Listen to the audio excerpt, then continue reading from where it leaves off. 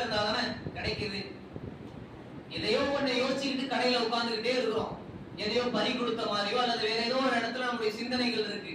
பாடி மட்டும் இங்க வேலை செஞ்சுட்டு இருக்கு. அப்படி அந்த சிந்தனையும் செயலும் ஒரு கோட்டில் ஒரு புள்ளியில் சந்திக்கும் வரை சக்சஸ்ங்கிறது பெருசாக வராது. அல்லாஹ்வை நினைக்கிற நேரத்துல என்ன செய்யுது? ஆட்டோமேட்டிக்காக வெற்றி கிடைக்குது. அல்லாஹ் நம்மை கைவிட மாட்டான். அல்லாஹ்வை நினைக்கிறதுங்கிறது அப்படிதானே. அல்லாஹ்வை நினைத்து கொண்டே இருக்கும் போது அல்லாஹ் தான் நம்மளை படைச்சிருக்கான். நம்ம இந்த நேரத்துல சுப்ஹானல்லாஹ் சொல்றோம், நம்ம இந்த நேரத்துல அல்லாஹ்வை இப்படி நினைக்கிறோம் என்று வரும்போது அது நிறைய நம்பிக்கைகளை கொடுக்குது. அது ஒரு விதமான வெற்றியை கொடுக்குது என்று அல்லாஹ் சொல்றான்.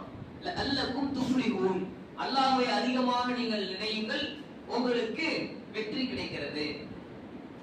இப்ப இது சம்பந்தமான ஒரு சில செய்திகளை நம்ம இங்க பார்க்கலாம். அல்லாஹ்வுடைய தூதர் நபி ஸல்லல்லாஹு அலைஹி வஸல்லம் அவங்க சொல்றாங்க, யஜிஸு அஹலுக்கும் அன் யக்ஸிப குல்ல யௌமின் அல்ஃப ஹஸனா, ஒரு நாளில் 1000 நன்மைகளை சம்பாதிக்க முடியுமா? 1000 நன்மைகளை ஒரு நாள்ல 1000 நன்மைகள் எப்படி சம்பாதிக்கிறது?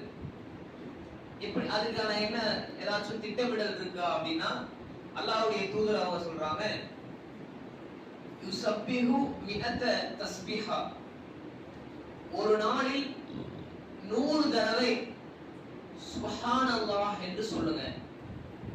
என்ன சொல்லணும்?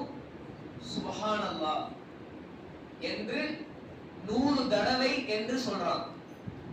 100 தடவை நாம சுப்ஹானல்லாஹ் என்று சொன்னால் 1000 நன்மைகளை அல்லாஹ் தருகிறான். அல்லது 1000 நன்மைகள் கிடைச்சிருங்க. அப்படி இல்லனா 1000 நாம் செய்த பாவங்களை அல்லாஹ் மன்னிக்கிறான். அல்லாஹ்வுடைய தூதர் சொல்றாங்க, அவ் யஹுத்து அன்ஹு அல்ஃபு ஹத்திஆ, 1000 நன்மைகள் உங்களுக்கு பதியப்படும் ஒண்ணு. அப்படி இல்லனா 1000 பாவங்கள் மன்னிக்கப்படும்.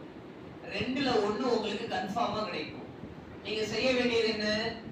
பெரிய பக்கம் பக்கமாக குர்ஆனை எடுத்து நீங்க அப்படியே வாசிக்கிட்டே இருக்கணும்னுலாம் சொல்லல. சுப்ஹானல்லாஹ் என்று சொல்லுங்க. 100 தடவை சொல்லுங்க. ஒரு நாளைக்குள்ள சொல்லுங்க. இதை செய்தால் உங்களுக்கு இவ்வளவு நன்மைகள் கிடைக்கும் என்று ஒரு திக்ர கற்றுக் கொடுத்து